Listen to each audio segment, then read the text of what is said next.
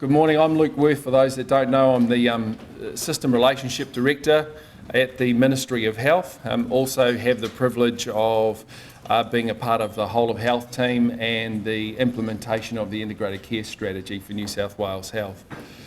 Before we get underway, I would like to acknowledge the traditional landowners and the elders past and present.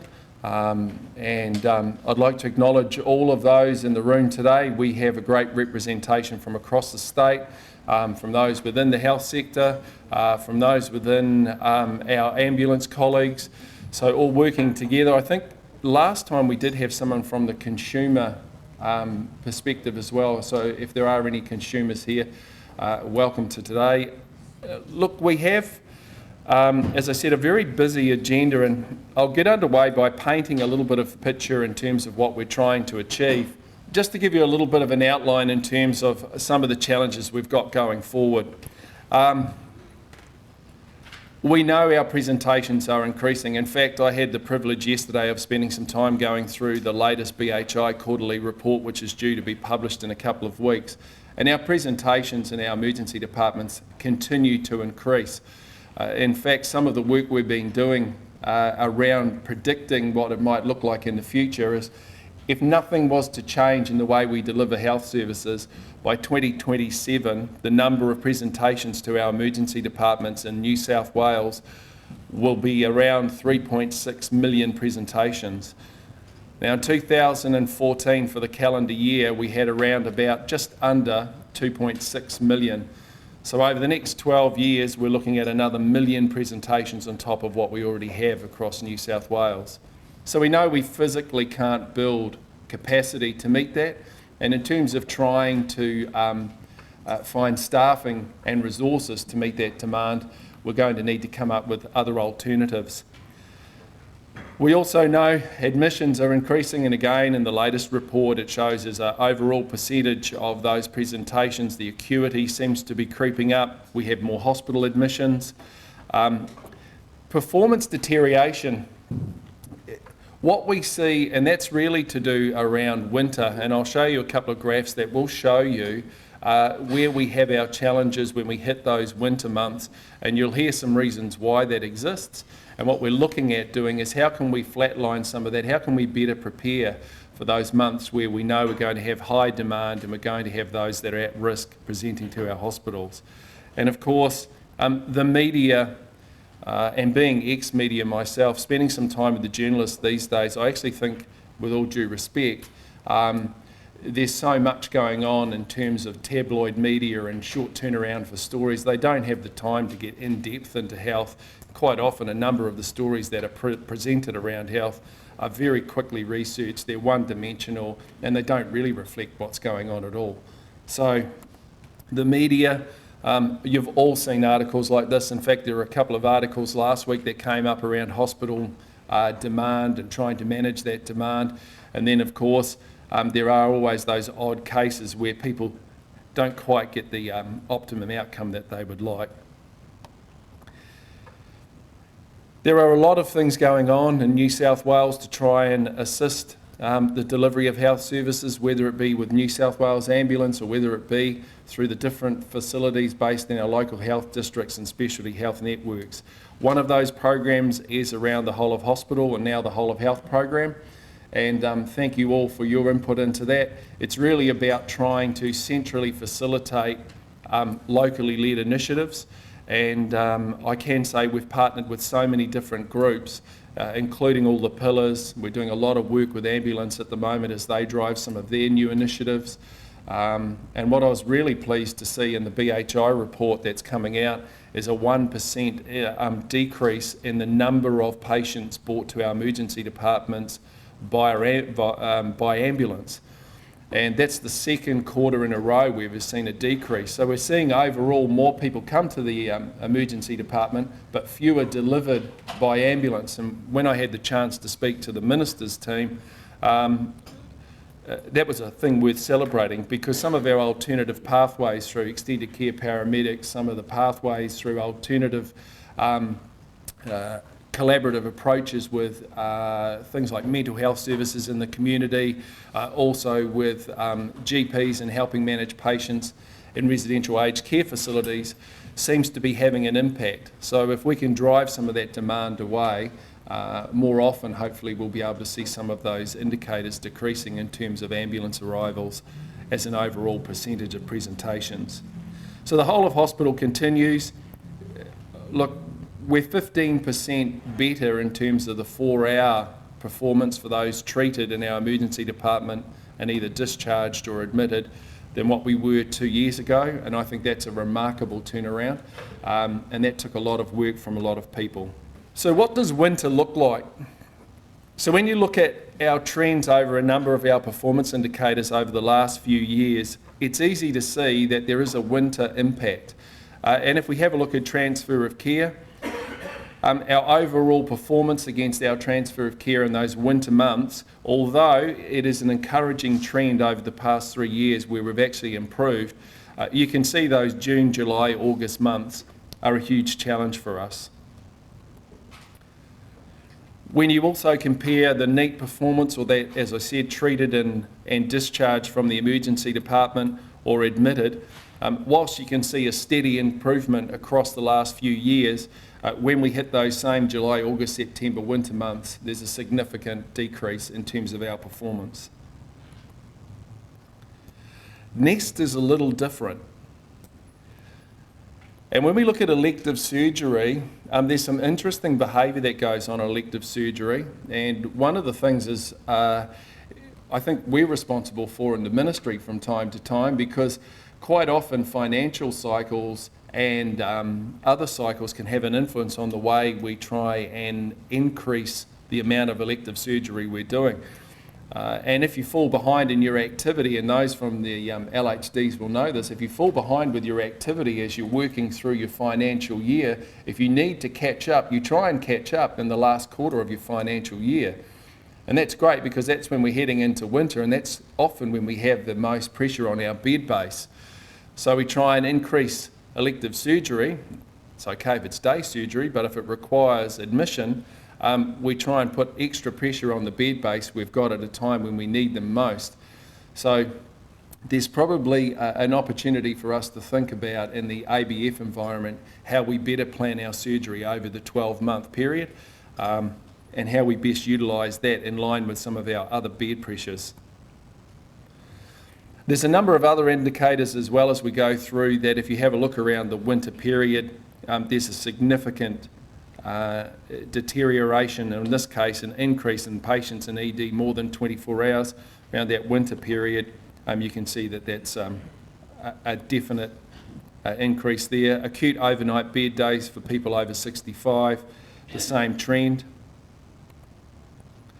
Acute overnight bed days, the same trend. I guess what's really encouraging here is when you look at all of these indicators, there is actually an improvement over the period of time in terms of our performance.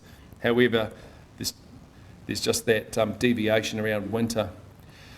Then when we start having a look at Ambulance New South Wales data, you can see over the period of time there's been a significant increase in the metropolitan monthly number of incidents P1 through to P3. During this period of time, as well as you can see on the graph, it's pretty self-explanatory. Activity has increased significantly in recent times. So the pressures on the ambulance, and we're going to be talking about some of their escalation processes a little later on today, and in the ambulance presentation you'll see what they're trying to do in terms of managing their demand and how you can help in terms of trying to keep our most urgent vehicles on the roads for those that need them the most.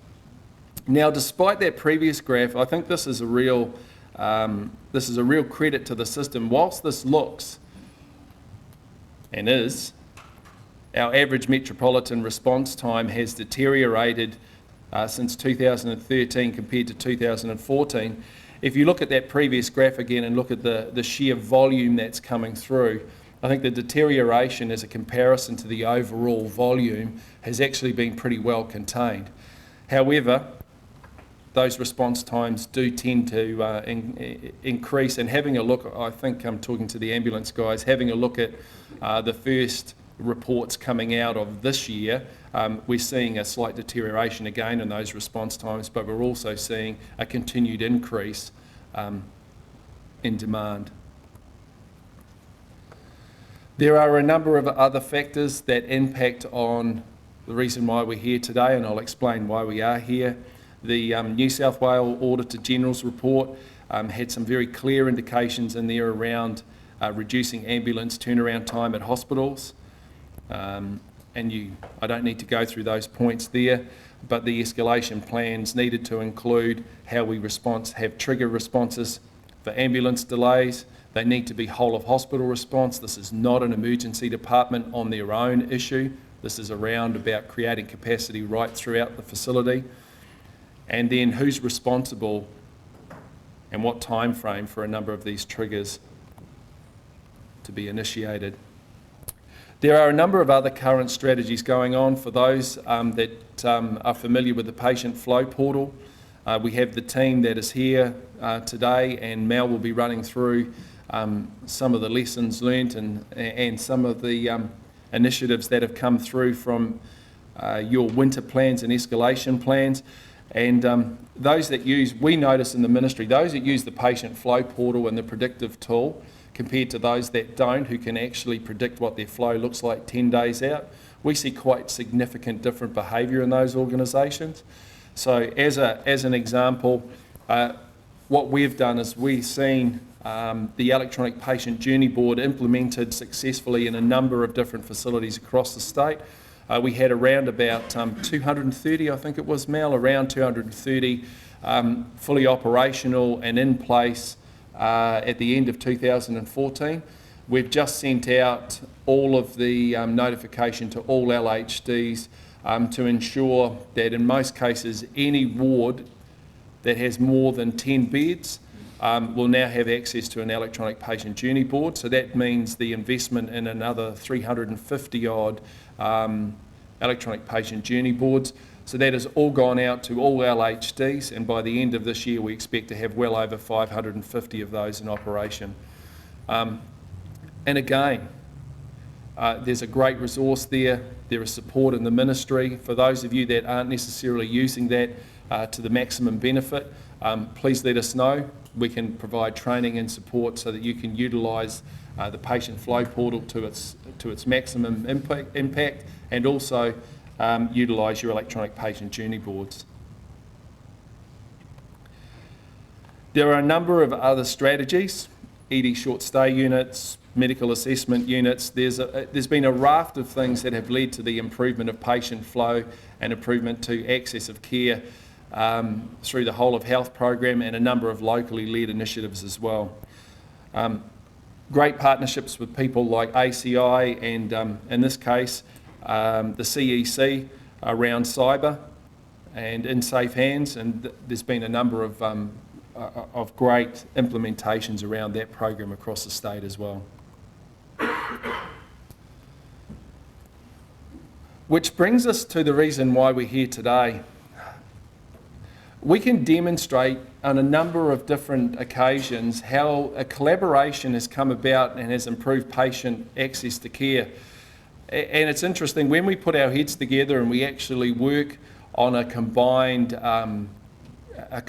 issue or challenge, New South Wales has the capability of coming up with great solutions. And I guess one of the reasons why we really invested heavily in whole of health, when we first started having a look at that, a lot of people were saying we should look at what the NHS is doing, we should have a look at what New Zealand's doing, have a look at who else is doing what around the world. In fact, when we started having a look at what we were doing in New South Wales, we found pockets of brilliance everywhere. We found people doing things in incredibly difficult circumstances, but getting great outcomes for patients, great outcomes for staff. So part of what we tried to do was share those lessons and share the knowledge and bring networks together so that what we could do is grow as a whole sector rather than just grow in these pockets of brilliance. And to a certain degree, that's worked, and we'll continue to drive that because we see more and more improvements coming from the whole sector. What was disappointing though was when we started to have a look at winter, we thought we'd have a look at winter plans and escalation plans. we thought we'd also have a look at the escalation plans and escalation initiatives from people like Ambulance New South Wales and see what their challenges were and how they were going to go about trying to manage their demand. And you will hear about things like ITOC, which is in the escalation plan and proposed to be an initiative by New South Wales Ambulance and how they're going to keep their most urgent response teams available. And it's something we really would like the sector to take on board, to consider and have the opportunity to see how you might be able to support that. But what we found when we had a look from a strategic point of view, and we in the ministry need to take some responsibility for this, we'd see winter plans from individual facilities that had some very interesting things in them. They had some local initiatives, which is fantastic, but many of them didn't actually relate to other escalation plans. I think we only found 2 out of all that we got that referred to escalation processes by New South Wales Ambulance. So actually drew the link between, if we do this, how do we link in with ambulance? We had a couple mention NEPT. So if we actually need to get patients out of the hospital, what do we need to do to work with NEPT to make that happen? What was interesting was we saw a whole lot of winter plans that when you hit a crisis point, you go on bypass. No one goes on bypass. But yet it was in your winter plan, and then the hospital, who was the next hospital down the road, wasn't mentioned of what the impact was on them when you go on bypass. And when we checked with them, they had no idea that it was in your plan that you were going to go on bypass. We also then had a look, and in some LHDs, they might have 3 or 4 facilities whose winter plans were all completely different. And actually, shuffle patients from one to the other facility, and we kind of had a look at that, and they didn't marry up, because when they all hit pressure points, one another were going to shuffle patients to other facilities. So from a strategic point of view, when we looked at the overall state of what our planning was for winter, we really don't have one. We don't have a collective statewide view of where we're going. So the reason for having these workshops is twofold. One for us is to find out what we need to do as the centre, Ministry of Health, and our pillar partners around bringing some of that strategy together. And look, I don't think we'll get it all together for 2015. I think what we need to do is take some lessons learned out of today and out of the workshop we had last week, look at what we can quickly do to try and coordinate some of this, because after riding my motorcycle in this morning, I think winter might be coming fairly soon. It was pretty cold this morning, so what we'll need to do is be very agile and very quick about what we do in the next few weeks. But I think for 2016, we really need to, spend some time between lessons learned now and what we need to do in preparation for next winter. So our challenge today is to take the time to have a look at how we make this siloed approach much more coordinated. How do we actually cross-pollinate the priorities of the local health district at a facility level with ambulance and with those services that when everything backs up, like any PT, what's remarkable for us in the ministry is people are trying to get people out of their hospital, getting them discharged, and then they say we can't get access to non-urgent patient transport, and we go, well, let's have a look at that. And the first thing we cut from a staffing point of view, when staffing pressures goes on, is those people who are actually meant to support the non-urgent transports, and then they say, well, we're waiting for patients to get out of here and we can't get them out. And then we have a look, well, you've actually removed those staff to support that service. So what we need to do is have a much more strategic and balanced approach to the way we look at managing our winter demand and our escalation plans. So what we will do today is we'll have an opportunity to hear from a number of people. We'll find out what winter looks like, what it actually means, the impact it has. We'll then have a chance to hear from ambulance and NEPT. We'll also have an opportunity this afternoon to hear from you around what you think may be some solutions going forward, how we can try and bring this together.